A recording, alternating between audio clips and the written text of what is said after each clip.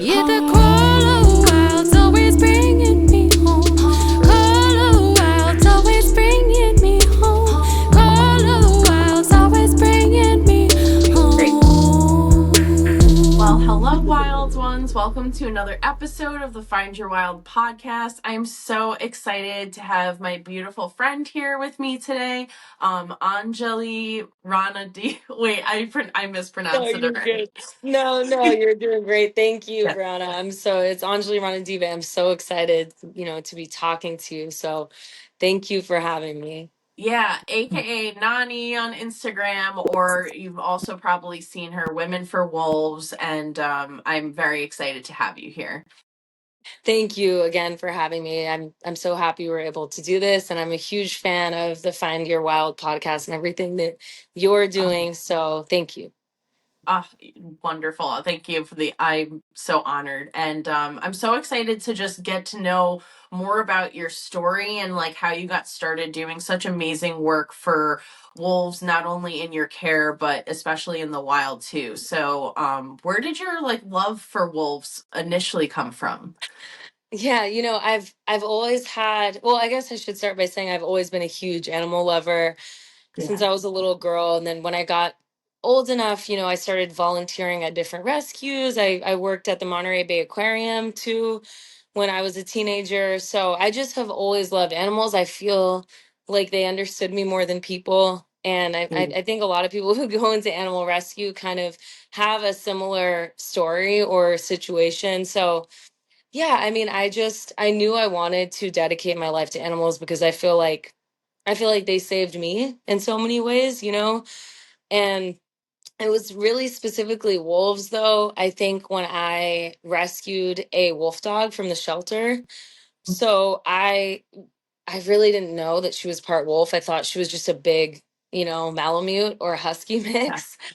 But before this, I had been doing a lot of advocacy, a lot of just, kind of awareness when it came to conservation. So I went to Cal, Berkeley, and I actually had already started my organization. Back then it was called Jaws and Paws. So the idea was that it was supposed to be kind of an initiative for girls to come together to raise awareness for sharks and wolves and polar bears and really kind of Mhm. endangered predators who are very charismatic, but also some of them have a bad reputation. So that was kind of the idea to help rebrand, help people see them. But it wasn't until I rescued a wolf dog that I kind of became even more obsessive with wolves. I think Yeah. I didn't know what she was. I brought her home and she dug a den in my yard. She upset the neighbors quite a bit with her howling. I wasn't, I kind of realized maybe she's not just a regular dog. So I got her DNA tested and she had a very small percentage. So we call those animals low content wolf dogs, meaning really less than 25% wolf genes are in their DNA. But Right. even then, she had been red listed. She was going to get euthanized, so they weren't sure what she was. And I started realizing and doing research, and I found out that this happens all the time. So people really want a wolf or a wolf dog as a pet because they think it sounds glamorous and makes them look cool for whatever reason.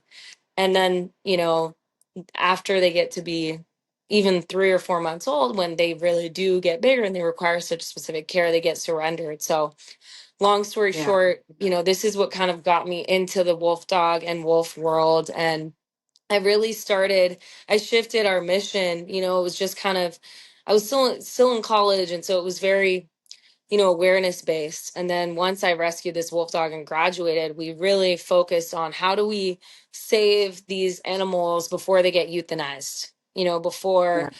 the worst happens at the shelters or other places. So that's when I, called all the local shelters and said, before you do this, please think and call us and we'll come in, we'll help you, we'll vet the animal and we'll find a forever home. So that's kind of how, I guess, Wow. long story short, that's kind of how, our mission started to really tailor more towards wolves and wolf dogs, and now we're a sanctuary and conservation group.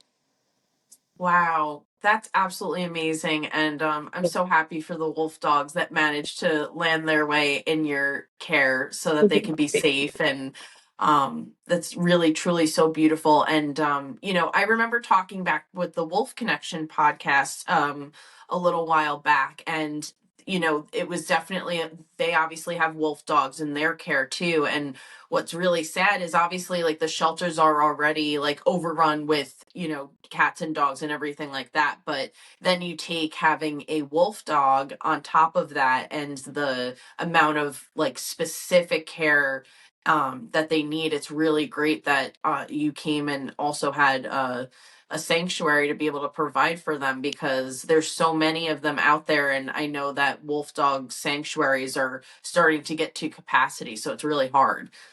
Yes, yeah, exactly. And I'm so happy you brought that up because that's been something we've been talking about for quite a while. I think when I tell people what I do, they're always confused and they're like, "What do you mean? What's a wolf dog? Why would you need to rescue wolves? Do they come from the wild?" And I have to explain to them, no, just like people surrender regular dogs, this happens with exotic animals in general and wolf Right. dogs and wolves as well. So you have to kind of explain that to them. And over there's actually this hasn't been completely confirmed yet, but there have been some studies that suggest, which is something I really want to actually look into for 2026, but there's studies that suggest 80 to 90% are euthanized in the whole Um, country. Yeah. So regardless, we know it's a really high number. We don't know the exact number, but I know for me personally, I get emails or calls pretty much every single day. And luckily, we are helping to place all of those animals in homes, or sanctuaries. But there are a lot of those wolf dogs that aren't so lucky and do end up getting, euthanized. So it is a staggering statistic. And unfortunately, they don't have anywhere else to go a lot of the time. There's not experienced homes, there's not right. people who have the necessary requirements, the fencing, and it's just, yeah, it's really devastating. Yeah, it's really sad. I think people, like you said, don't necessarily even realize they don't even know what a wolf dog is. And then there's also the complexities which we can get into of the, right, like you were saying in the beginning, the different content levels. And like, even though the dog you rescued was a low content wolf, it still had so much of that instinct. So I feel like even when I was talking to John and Steven, they were like, that doesn't always, like, because even if it says low content or high content, like, you still never know what you're going to get out of that mix. But I wanted Exactly. to ask you, like, what are the requirements, like, just so people can really understand like the importance of like what it means to actually take care of a wolf dog. Yeah, yeah, totally. And this is something we're gonna put up a resources, tab on our website just to kind of re-emphasize that to people and what they would need, because we do have a very extensive adoption process. Right. But basically, and this varies from person to person, animal to animal, but in general, we definitely like to tell people they need space. They don't they like to be outside. They definitely need a lot of exercise, they need a lot of space. So we try to tell people it's beneficial to have a yard, and that yard needs to have proper containment and fencing. They're very athletic. They're very, they actually can climb even. So you need to Wow. have, we like to say, at least 8 feet of high fencing. Right. And, you also have to have dig proof wiring as well, because they're incredible diggers.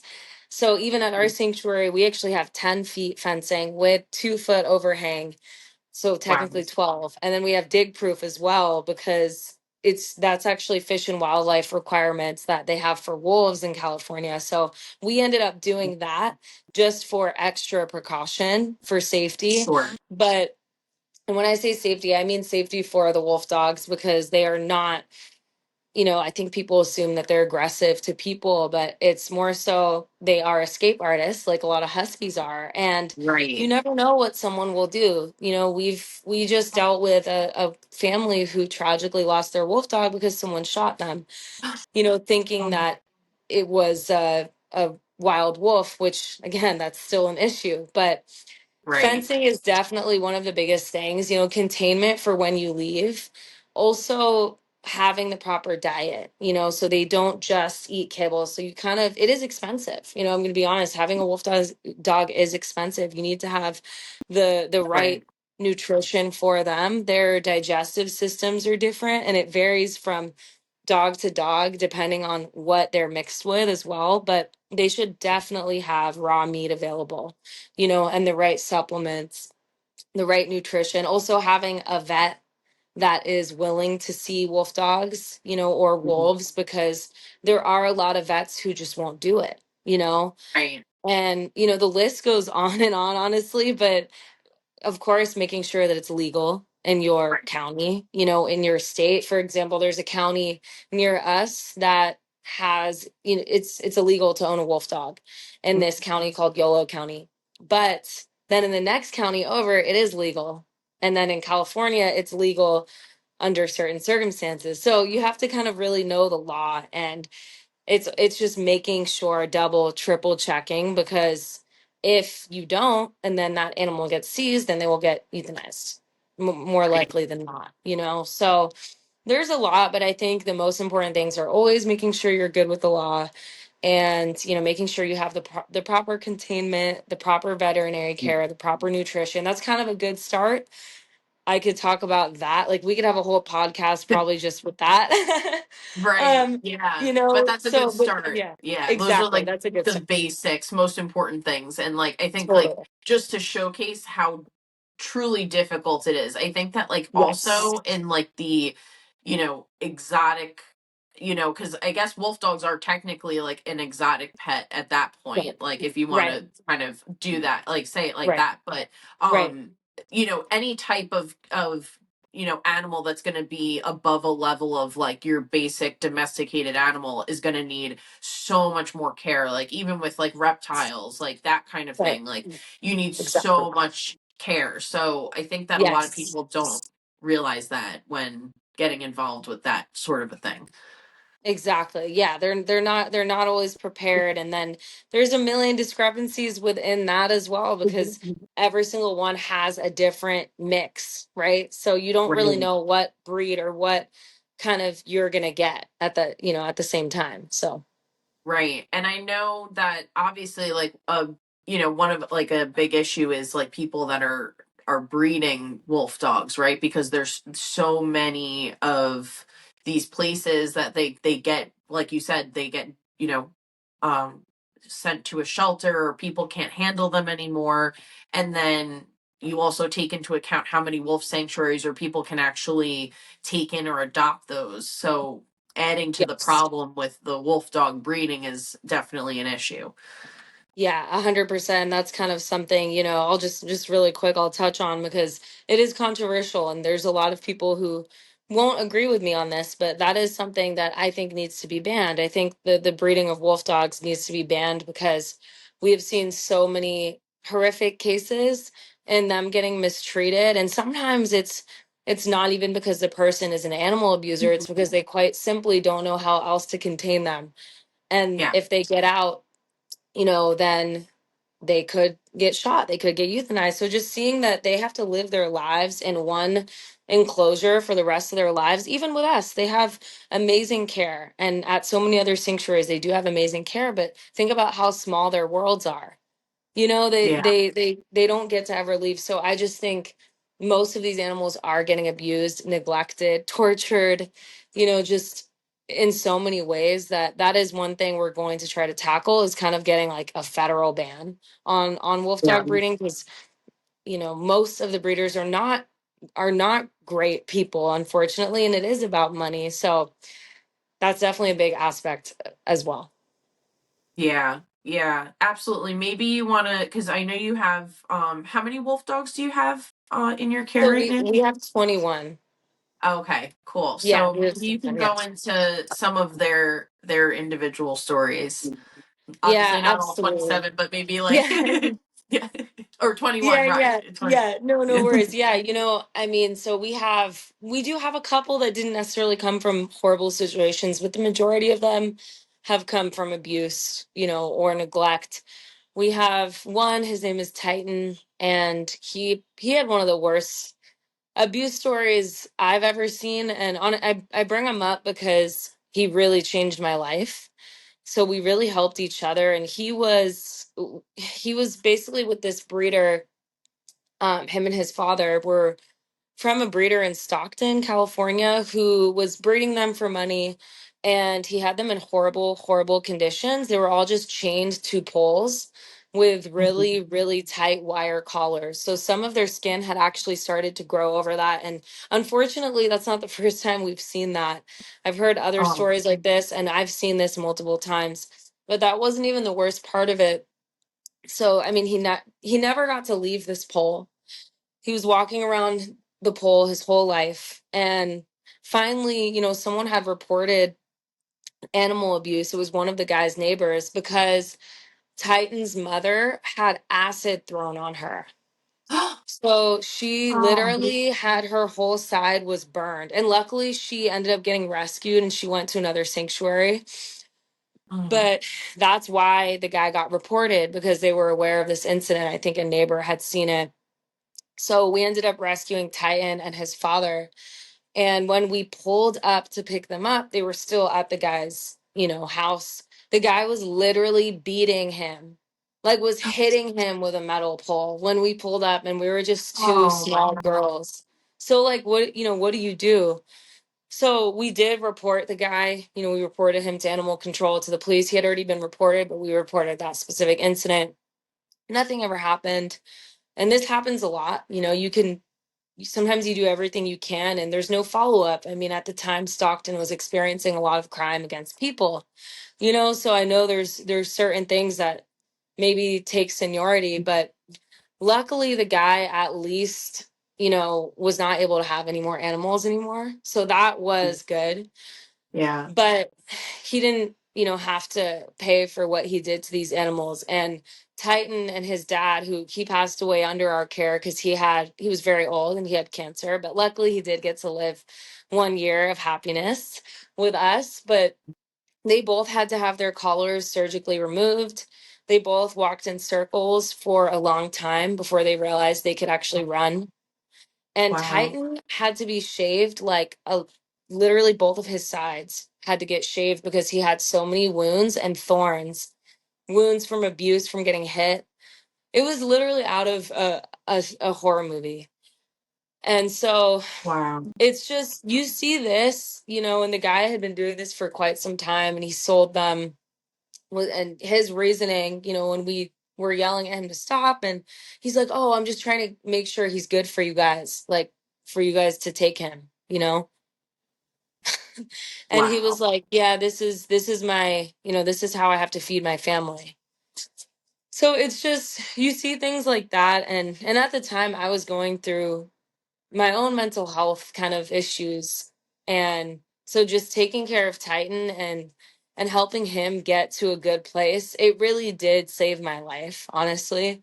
Because at that moment you realize like there's something bigger than you, and you this animal needs you, Yeah. and this animal's been suffering for years.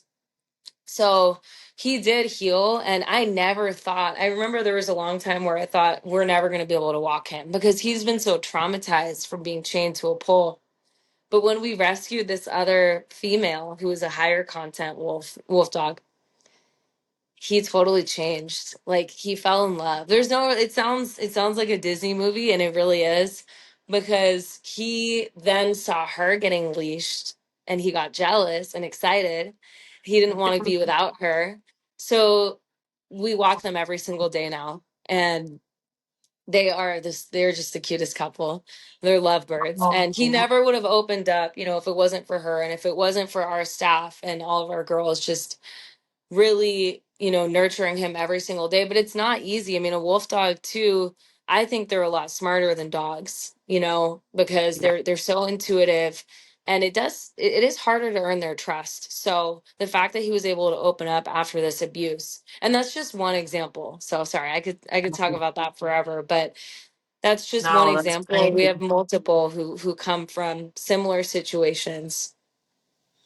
Yeah, that's so I love his story. I love that he found love too and is now like thriving and living such a beautiful life. And I'm glad that his dad got at least a year of like He did. peace and yeah, and being able to like leave the earth like happy and content. I think that's so important. And it's so hard, right? Like with these situations where people are like, oh, I'm doing it to feed my family or something like that. Like there's like this weird aspect of like, okay, yes, but do you have I think that there's like a fine line, like I feel like you don't have to necessarily be doing that. Like there's so many other ways that you could, you know, Make make a money. Yeah. living, besides like abusing animals, Yeah, you would think so. And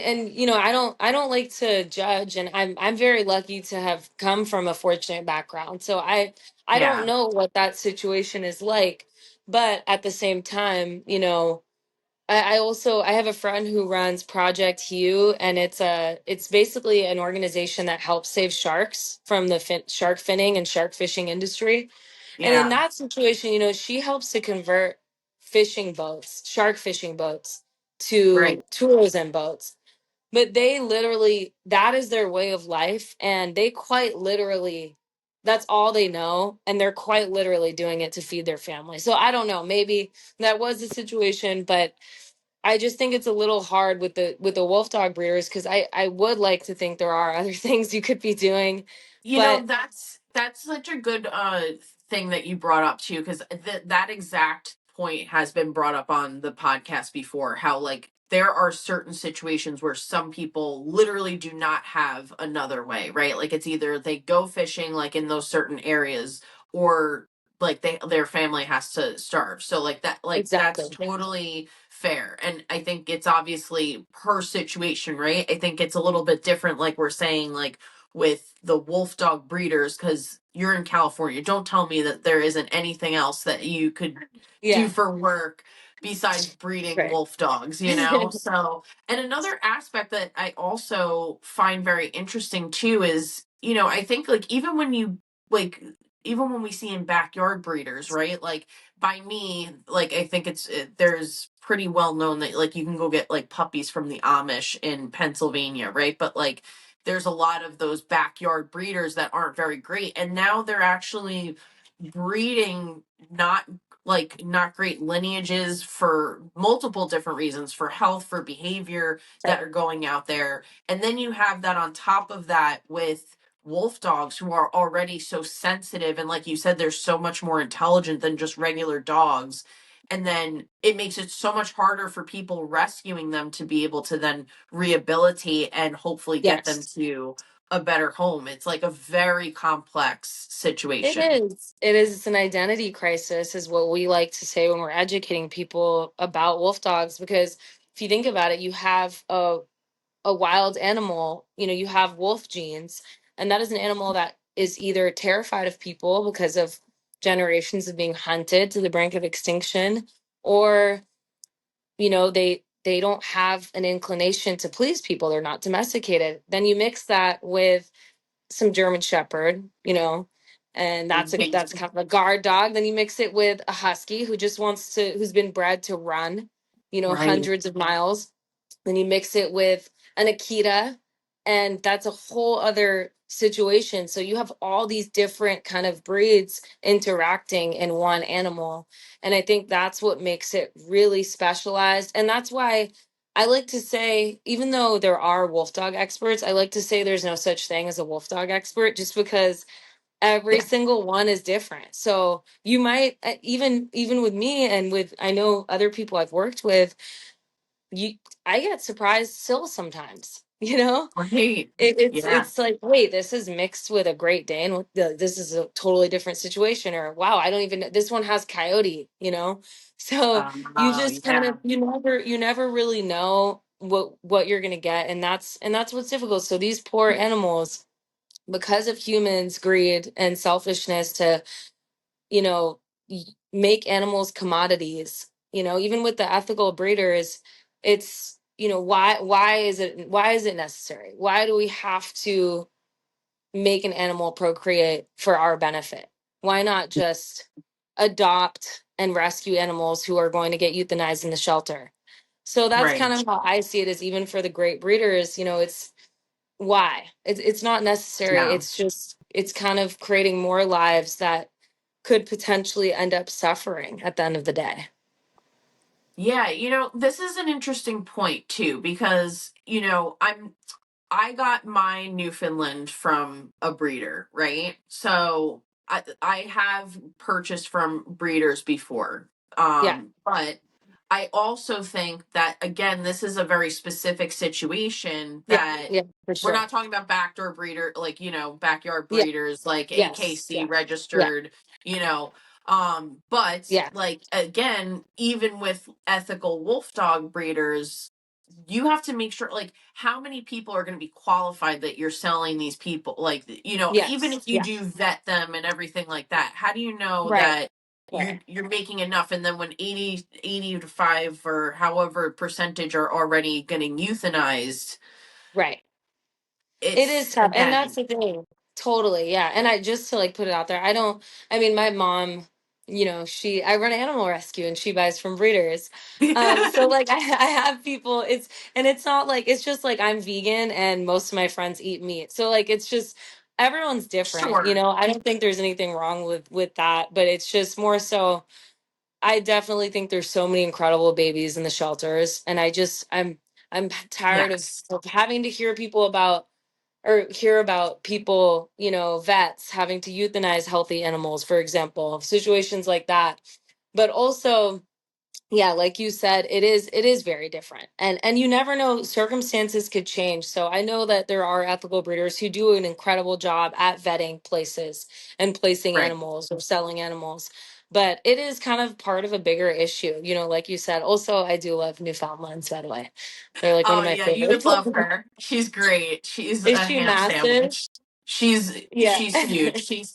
But they call her a dainty noof at the vet because she's 100 Oh pounds my gosh. even. What's her And name? she's Claire. I named her after Claire from Outlander because we actually got her at Oh my. yeah, at Okay, a we're gonna have difficult to have a period. separate. Yeah, we're gonna have to have a separate Conversation. Outlander conversation. I love Outlander. Me Oh my too. god, I'm such an Outlander fan, obviously I because love of it. Claire. But just to quickly note, she like literally jumps on the bed and she'll sleep in between my husband and I. She's like a huge fan. I'm sure he loves that. Oh yeah, they're obsessed with each other. It's actually great. I love that. That is too cute. Yeah, yeah. So I did also just like, I guess, like a fun question, but I know that you also obviously love wild wolves and you're such a beautiful advocate for wild wolves out there. What is like a place that you haven't been to go see wolves that it's like on your bucket list that you want to go? I'm so happy you asked me this because I'm hoping to make a trip out there in 2026, but I would literally die to see the sea wolves in British Columbia. Oh, That yes.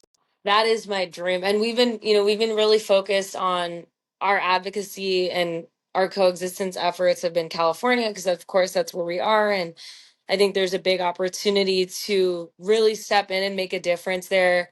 While Yeah. California, which I think California will stick to this, but we've been very good with coexistence so far with wolves, at least. And so that's why we've been making sure that it'll stay that way, right?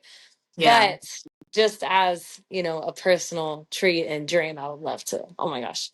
I would die to see the sea wolves. I just think they're so incredible and they're so unique. Just they get over 70% of their diet from the ocean. They're magical. That would be, Yeah. yeah. That And would be they my like dream.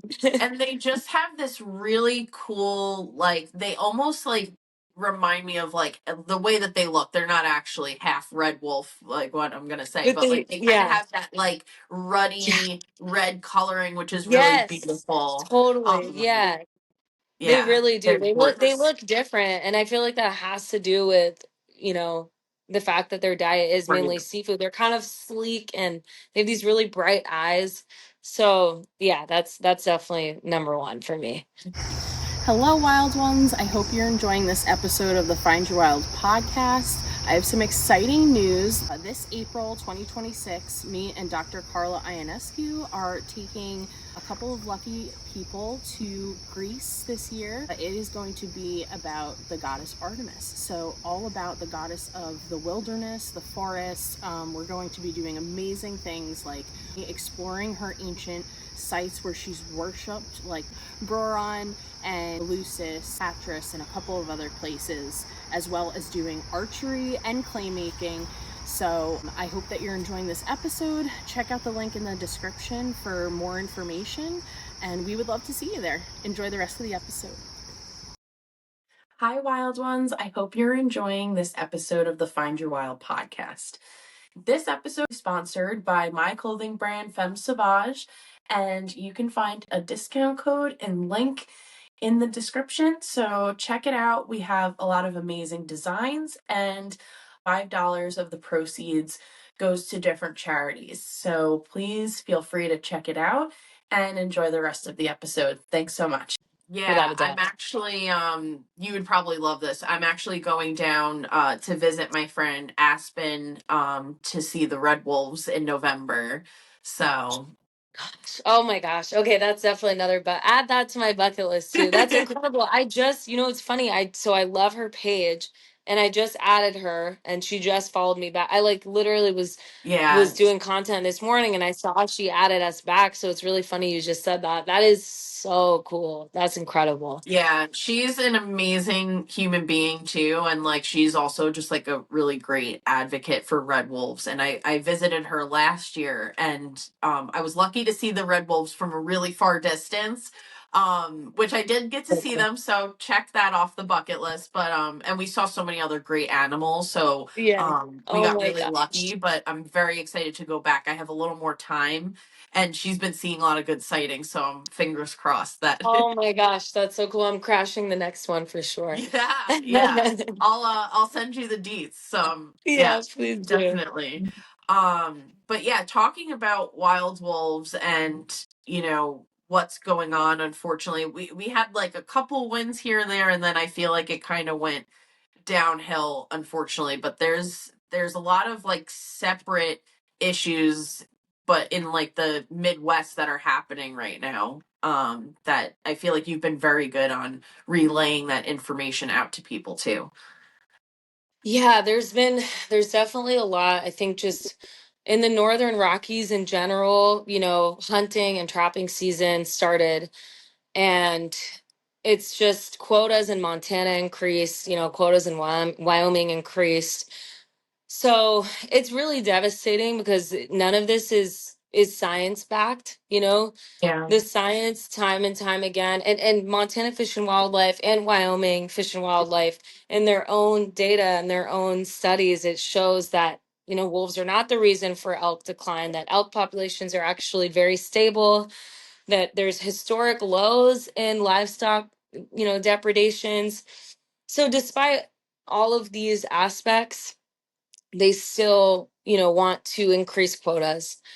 Yeah. And it's just it's really hard. It's we can continue to advocate and we will, but at what point will people actually look at what is happening? At what point will Yeah. our lawmakers there understand that literally we are harming the environment, we are harming ourselves when we harm wolves? And so that's why we're launching this big coexistence program in 2026, not just for California, and I'm really excited to tell people more about it. But a big part of it is going to be empowering and helping tribes and indigenous groups, because I think that is a mark that we've been missing with Yeah. Montana and with Wyoming. I don't know what other science they need to see or what other proof. I mean, the numbers are literally right in front of them, but it's still not making a difference. So even though livestock deaths are at a historic low, like I said, they still want to increase the quota. So at what point, how else can really make them Right. see? And wolves are a part of many tribes cultures. They are Right. seen as kin, they are seen as brothers, as sisters, as origin stories. So that's why we're trying to empower and help as many groups as possible who are stakeholders in these issues. But it is It is really devastating, and it's hard to not get emotional, and it's hard to understand why in Wyoming it's still legal to run over wildlife with snowmobiles.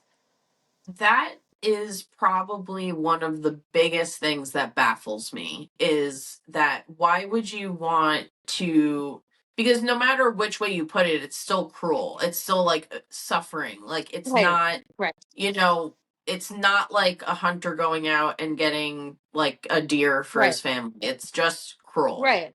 Right. Well, and that's the thing is I would never understand. I can't understand it, but I can understand it slightly more. It's one thing if you really genuinely are terrified for your livestock and you're Right. frustrated, you don't you know, you want to protect them, so you shoot a wolf. I don't understand it, but I can understand it more than purposely going out and doing something so sadistic and so Yes. negative and so low energy. You know, so that's kind of the issue I think where we are in this country with wildlife, but especially with wild wolves, because wolves are so polarizing and so hated, even though we need them and even though we have dogs because of them. It's just it seems to be a blatant hatred to me. Yeah, you know, it's so interesting to me that wolves are so hated, and yet they're like one of the closest animals that I think are of utmost importance to us as humans. Like, we would not Yeah, have had, I don't think we would have had a civilization the way that we have it today if it were not for our, you know, companionship with wolves, exactly. right? Like, I mean, it's just so important. And shout out to our friend David Ian I was Howe, who yeah. focuses Yes. on that Yeah. relationship between like at the start of that, which is like so beautiful. And Yeah. Yeah. yeah, That's I told it's funny I was going to mention him, and that's exactly it, right? We wouldn't, yeah, you know, and I know he's talked about that a lot, but it's just a fact. We wouldn't have evolved the same. Who knows if we would even be here today if we didn't have this relationship with wolves. So I really I think it's important to understand where that diverged, and a lot of it really was colonization, you know. So and just seeing these animals as a threat to farming, as a threat to livestock, you know, even just seeing beyond that, seeing wildness and seeing nature as a threat. You know, it's when yes, settlers got here, they saw the woods were dangerous, and you can see so much were dangerous, you know, in their minds. You can see a lot of imagery from back then, even just in fairy tales, depicting the woods as scary. You know, don't go out to the right. woods, right? Don't go to the woods. Don't be with the wolves. Fear the wolf. But again, we you know talk about indigenous cultures, and they understood better than anybody the role that these animals play. That's why in so many of their origin stories it's, oh, we first walked on earth with a wolf, or the wolf created this, or the wolf was our spirit guardian into the next world. So it's interesting because the way they describe it in this lore is it's really not lore, it's real. Wolves are guardians, you know, wolves are Mhm. keepers of our ecosystems. So it's kind of, it just kind of shows how important narratives are, you know, storytelling, the media. It's almost more impactful than anything, because whatever is happening, if you spin the story the right way, you can get so many people to buy in, you know. Yeah, it's really unfortunate. And I think that's such a good point too. And, you know, it kind of is interesting because oh, I wanted to add too that I had, one of my guests that I had on, Edith Leoso, she's from Wisconsin and she's Ojibwe elder. And she told Oh, me the amazing. story of their people and how Maingan is the name of the wolf Yeah. brother. Yeah. And Yeah. it's just a beautiful story, and I would highly Yeah. recommend to go back and listen Yes. because I could Yes. literally I talk love to it. her for hours. She's just, and I'll maybe give you her information. She's really just like a Oh my beautiful gosh, person, please and do. her story is unbelievable. But you I know, would love. I also wanted to add that it really makes me think of how, like, you know, like there's a saying out there that people don't like, they project onto other people, right? So like if somebody's projecting a trait that they don't like within themselves, they won't like that person even though they're very similar. It Yes. kind of reminds me maybe of sometimes people maybe subconsciously see that in the wolf and kind of like take that on, like that hatred of like, oh, there's qualities or traits that are coming up within the wolf and what they represent, and so that's going to make me hate them even more, which is Yeah. very, I don't know, like a lot of like shadow work I've been going through, and like so I've I been love like that. being Yeah. able to Yeah. pick things up here and there, but I Yeah. really do think it goes into the psyche of like humans that think like that. Yeah, I totally agree. It's funny you brought that up because we did a post a while back and I want to delve into this more and put it on our blog. But it's we were trying to, kind of break down what is the psychology behind killing wolves. What Mhm. exactly is that? And I do think that's a huge part of it. I think you're 100% right because we see ourselves in them in so many ways, and they are kind of they are the wild, untamed version of us, but they also are so family oriented, more than humans even. I mean, Yeah. wolves are monogamous for the most part. The pack comes first. It's so we did have a slide that said, something along the lines of envy a little bit. There's something there that is just it's hard to comprehend, but I think you're definitely onto it because it makes sense, right? Our relationship, some of these people have dogs, you know, Right. and some of these people use dogs to literally, hounding And they don't dogs to go see. hunt down a wolf. Right, like they don't see that similarity for some reason. Like there's such a difference, you know? And wolves will They're even take yeah. care of their elder wolves. Like they take Yes. care of their whole pack. It's Yes. unbelievable. Yeah. Exactly. Yeah, and they live in communities, they live how we used to live. And I Yeah. think that's kind of something that threatens us. It makes us look at ourselves and realize the way we're living now, society is so fractured, and that's something we've been trying to focus on more at Women for Wolves too, with our girls here, our community, our staff, our interns, our volunteers, just everybody, because that's what we need now more than ever. And with wolves, they know it takes a whole village to raise the pups, Yeah. and now we're all over the place. We're all fractured. We're all so separate from each other. So really we should live like wolves, you know? Yeah. Yeah. Build a community with your gal pals and you live next door to each Ex- other. exactly. That's the dream. That's really the plan. Yeah, yeah, exactly. I know we both have a book in common that has, I think, very much influenced both of us very well. I actually have it right up there. Women Who Yes. Run with the Wolves. Yes. Probably one of my favorite books ever of all time. And I'm Yes. sure it kind of did that influence your name, Women for Wolves, by any chance? Yeah, oh, 100%. So I told you we used to be, yeah, without a doubt. So we used to be Jaws and Paws. And then, once we got more intentional with what we were doing and really kind of honed in on our focus and our mission, we were saving wolf dogs, we're advocating for wild wolves. But it was January of 2025 that we officially changed our name to Women for Wolves. Oh, And I try to reread it every year.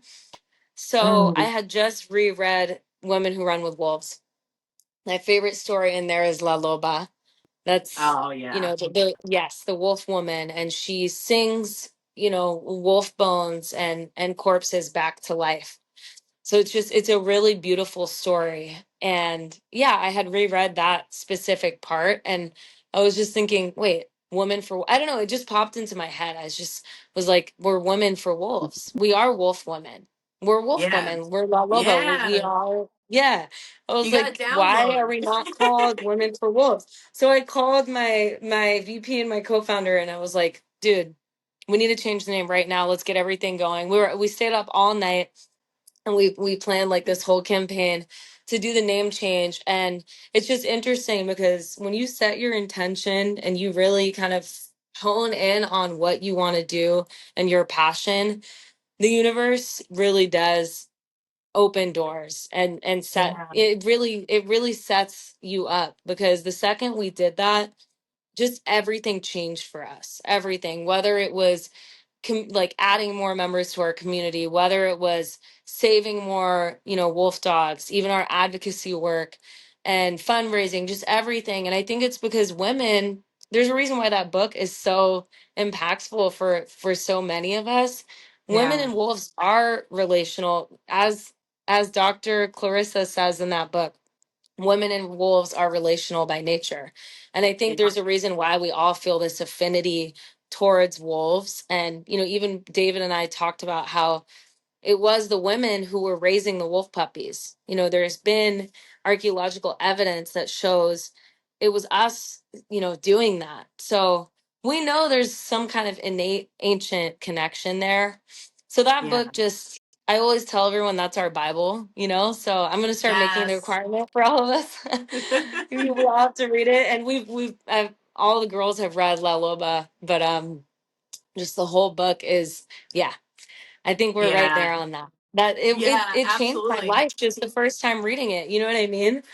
Me too. Me too. I mean, that's how I got my logo too, like my sweatshirt. Like that's how I Yes. came I up with love my it. whole Yeah. like brand was like, and it talking about it's funny how that book for me too actually like really honed me in and focused me into like my brand now, because I also had like a different focus before I started doing this. I actually did like hand Oh painted leather wow. jackets. So Yeah. Oh, yeah, that's cool and though. like it just the amount of time and work that went into it, it just like wasn't flowing. So like you said, like the universe really has a way of like when you find and it like aligns and then you push it out there, that it just worked. Oh my So gosh. So yeah. we have the same experience. It's a transformative experience, that book. Like in Yes. in so many ways. Oh my gosh, that's so funny. Yeah, it's so cool. And I love too, like the different stories are so great for like different eras of your life. Like I feel like this year for me, the sealskin, soulskin story has really been calling to Oh my me, gosh. like Yeah. with my son. And like it was really great because I started like my whole brand basically after, like I really pushed it after I had my son, and like me reworking it, like I reread Women with the Wolves, Women Who Run with the Wolves after I had him again. And Oh, I it love it. just, and like he helped me get back to like having my skin, like you know what I mean, but like in a reinvigorated way. So we can really take each of the stories at different parts of our life, and like they're always going to Yes. mean different things. It's just such a beautiful book. If like you haven't read it yet, it is the Wild Woman Bible. You got to Read read it. it. You have to. You have to read it. It resonates. There's not one, like, I am willing to bet everything on this. There's not one person, one woman who won't read that book and be changed by it. Yeah, You 100%. know? Yeah. Yeah, absolutely. Yeah, we like have so many things in common too. Like I know I you're bet. an Yeah. artist too, which I love your artwork. It's so beautiful.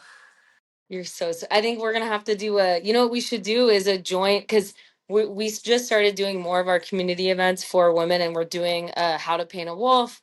And I had a ton of Love them. people say, "Oh my gosh, this is so unfair. Why can't we do a virtual one?" So maybe you Yeah. and I need to team up on a virtual painting session Ooh, and I just would people love from that. all over. We I would should love totally that. do. Let's do Yeah, it.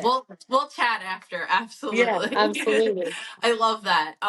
Yeah, and comment down below if you would love to join us, and Yes. we'll hopefully get that going. So yeah, besides like Women Who Run with the Wolves, Women and Wolves, and I would love to hear a little bit more about some of the programs, because I think that's one of the other things that you're really focused on that's really powerful too. You're like a powerhouse for wolves. You got the sanctuary for wolf dogs, the advocacy, and now you have like this other portion of the advocacy. So maybe if you want to go into that a little bit more. Yeah, 100%. So 2026 is going to be a big year for us because on the advocacy level, it's been very, outreach. It's been very online based, of course, social media based. So now we're reaching over 5 million people a month, which is incredible with, Amazing. just our team and all of our outreach and changing the narrative, like we talked about. But now we're kind of teaming up with conservation groups and also scientists and biologists to develop non lethal deterrents for Amazing. wolves. So yeah, so we're really excited. We're teaming up with the Cry Wolf Project, which is Yellowstone based, and it's Jeff Reed. So I don't know if you guys have seen the TED Talk. There was a TED Talk that Jeff did, and it was decoding the wolf howl.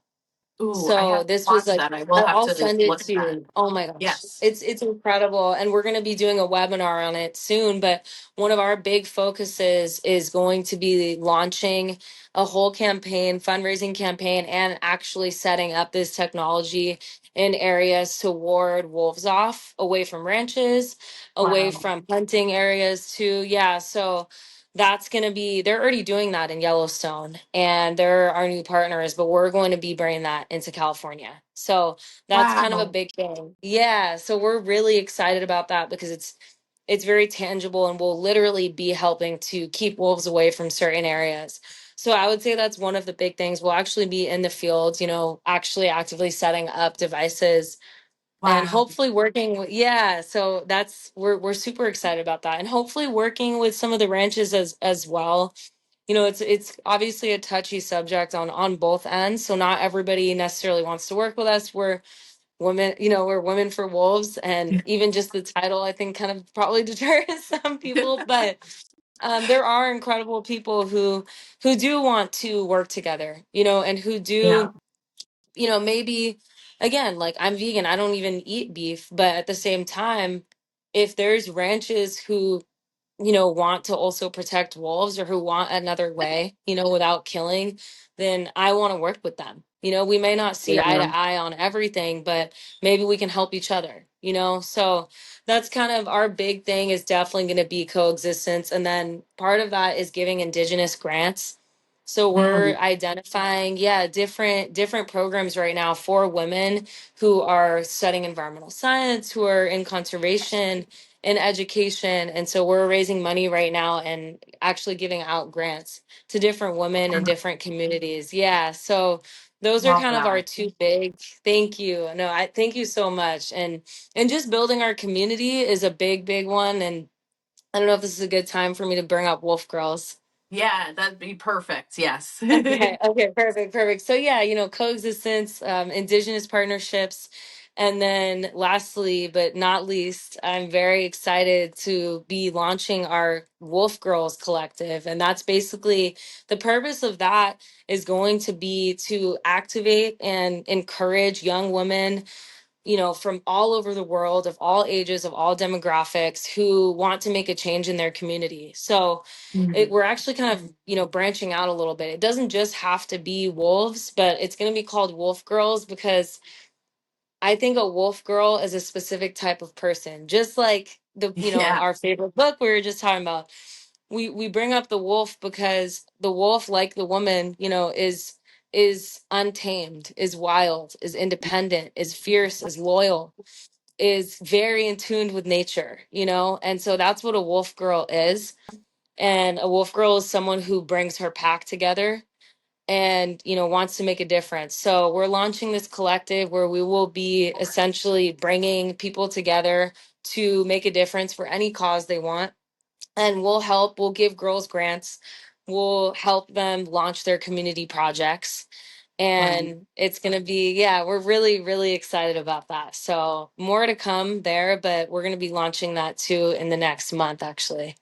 That's absolutely amazing because it's really, and I loved your post that you posted earlier today too, and I think it all ties in really nicely together about how there's so many options for people that aren't in like the science field to be able to help and get involved, that it's not all on scientists to be able to solve this issue. Like, it's like our animals on our planet all together. So like there's so many different ways that like you Totally. can bring your unique skills to help in this way. So and I love that you're doing this initiative because there are so many different ways, if you wanted to get involved, that you can. And I know that you and other people that are trying to do this advocacy work really appreciate any helping hands that you can get, I'm sure. Yes.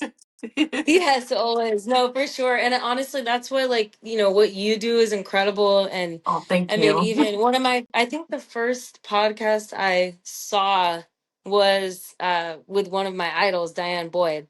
when you Oh, interviewed yeah. her. Yeah, and she's obviously a scientist, but then it's like the science needs, relaying, and it needs translation too, so we're also we have biologists and people we work with who will send us their work or who will send us findings, and it's how you translate that to the public. So like you said, there's just so many different aspects. Your podcast, I have a friend who's painting wolves, to raise money. So it's just, you never know.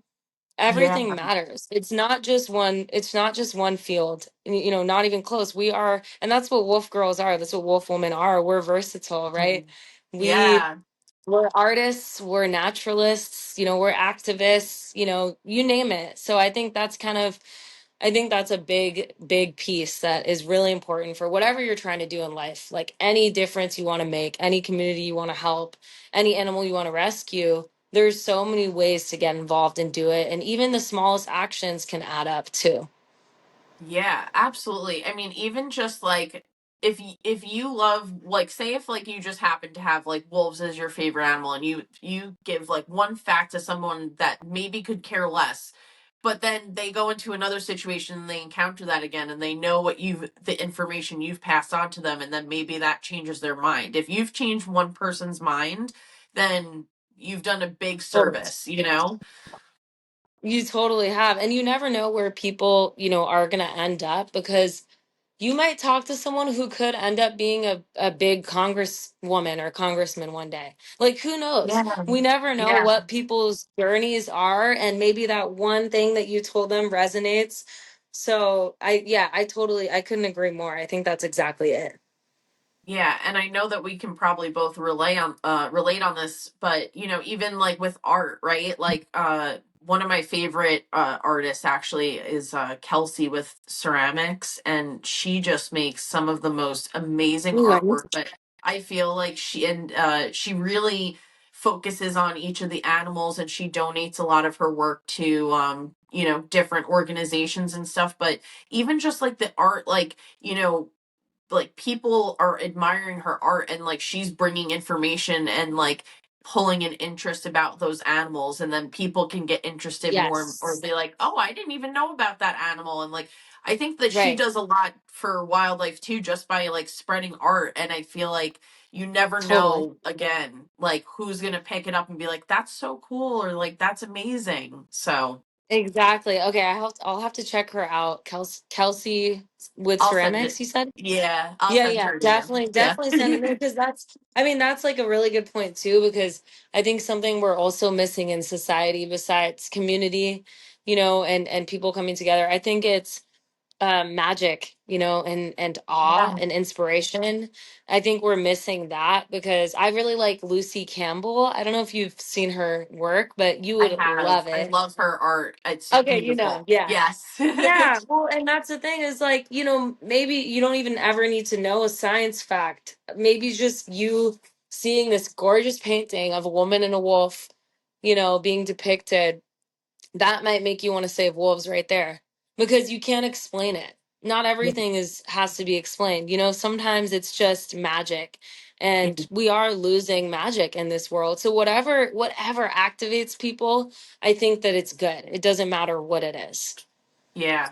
Yeah, I couldn't agree more. And I think that like finding like your passion and uniqueness too is something that like is going to help heal the planet. Like when you focus on like yourself and like Yes. your inner work, like, and helping to heal yourself, like you're going to be able to fill your cup up so you can like overflow and help other people. So the more you do that, the Finding more. your wild.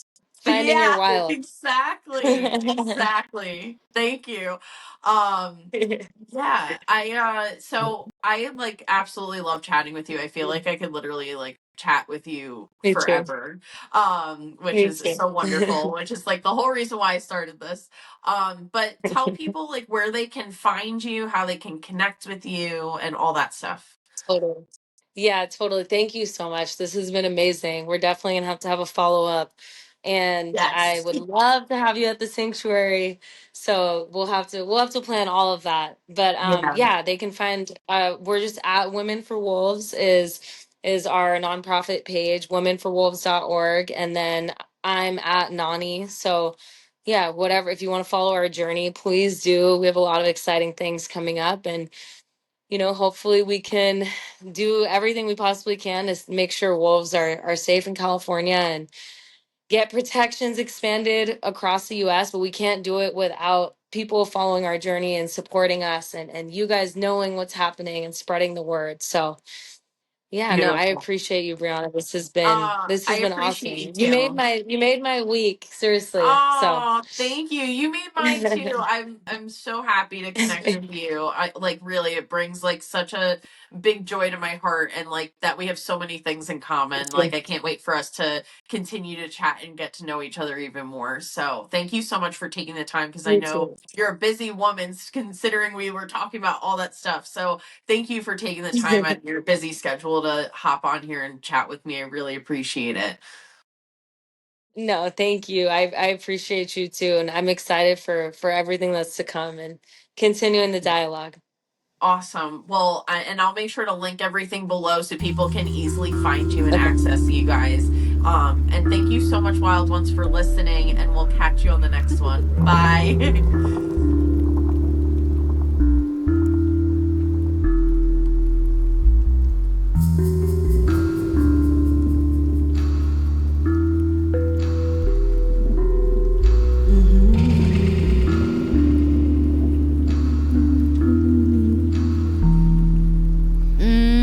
Revel in the moment like a river flowing to the sea. I feel the energy of life force flowing all through me, and I'll allow it all to dance with my body and play. And no one could ever convince me to give my power away. 'Cause the motion of